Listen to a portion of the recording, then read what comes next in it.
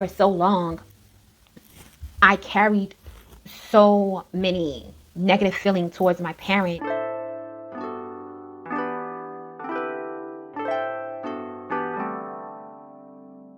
These two recordings are very impromptu because of the day that I had. So let's just get into it. I spoke about in my intro video now about familial relationships. So let's talk about the parental. I went out with my parent today. I only have one. I'm not gonna say which one. Anyway, I went out with my parent today to take some pictures for a pretty monumental event for them. And what I realized in this situation is that my parent has anxiety.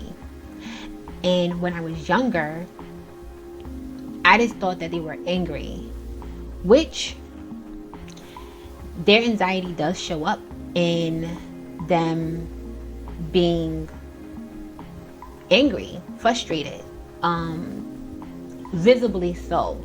And when I was younger, I saw that and I just thought, oh my goodness, my parents, they're just so angry all the time and they're so confrontational, which that's another way it shows up for them, or how I saw it when I was younger. And that made me anxious as a child. It made me go inside of myself, and it made me not want to express certain things, like walking on eggshells, basically. And I became hyper focused on how they were feeling, always trying to check the temperature, check their temperament. And this acknowledgement for me is so big because speaking about love addiction, speaking about my own romantic relationships, this energy is what I give to those relationships. I'm so anxious. I would like to say I'm an attentive person, which I am very attentive in things and like to make sure things are orderly and whatever. And that people are cared for and all those things, but it's also very controlling. And it comes from a place of not feeling comfortable with the person that I'm dating and not trusting them to be an adult and handle certain things. So I'm just like, well, you should do this and you should do that, and well, just let me do it. Very overbearing. So talking about anxiety, dealing with anxiety growing up, not wanting to do certain things because I was nervous and I was anxious. I'm really starting to think, like, is that a manifestation of just like a gene thing? Like, my parent deals with their anxiety one way, and for me it was to seclude myself and to go within myself, and for them it's outward. So when we talk about anxiety, I think it always comes across like it's always, oh, I'm shy, or I don't want to get up there to speak. We have this thought of it like it's very introverted in how it shows up. In reality, it's on a spectrum like everything else. People who have anxiety, they can be the person who comes into work every day and always like they have an attitude. And they may have an attitude, but that attitude may be coming from their anxiety, like being nervous to be there or thinking about a presentation they have to do. And yeah, it's wild because for so long I carried so many negative feelings towards my parent and just wanting them so bad to change. Like, why can't you just relax? That's funny, right? Like, why can't they just relax and not even associating it with them having anxiety and just thinking that they were just this person who just was always mad at something. And for a long time, I think I could not, even in my adulthood, accept their anxiety, because for so long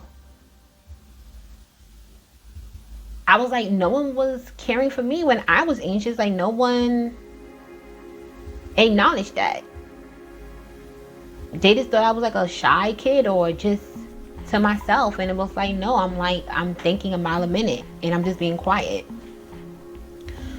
So just to acknowledge that for me, and how my parent makes me anxious, is so wild. Because trying to explain that to them is extremely hard, because I met with a lot of resistance. And I even told them, like, you're anxious, like, you have anxiety. And it's the whole thing of like, don't tell me about myself. And I'm like, I'm not trying to diagnose people. I'm literally talking about something that I went through, my own self, and how it's influencing me, and how I'm understanding now it's hard to be in community, in spaces with people, and it's so intense, these feelings that I'm feeling, and knowing the triggers, and me trying to remove myself is also removing myself from experiencing the joy of being around people and enjoying conversations and doing certain things. And I looked it up yesterday about like distancing yourself from toxic family and all those things.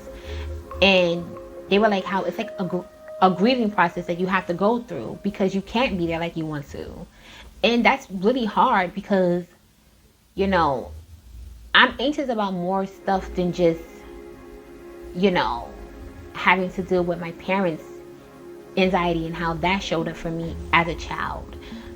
I'm anxious about going outside, and just it's these little quirks about outside that stops me from fully being in the moment and really like being outside. Like, I can go outside for 5 minutes and I'm good. Okay, let me take a breath.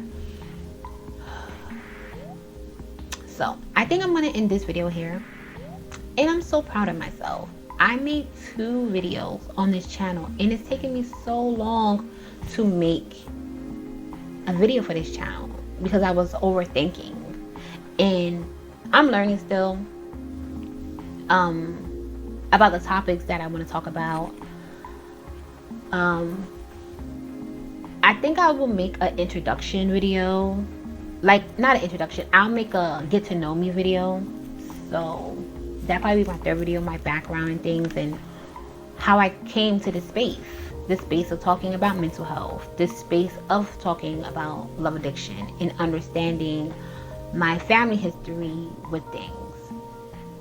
But again, thanks for watching. Whoever stops by, thanks for watching, and I hope you have a fantastic rest of your week. Bye.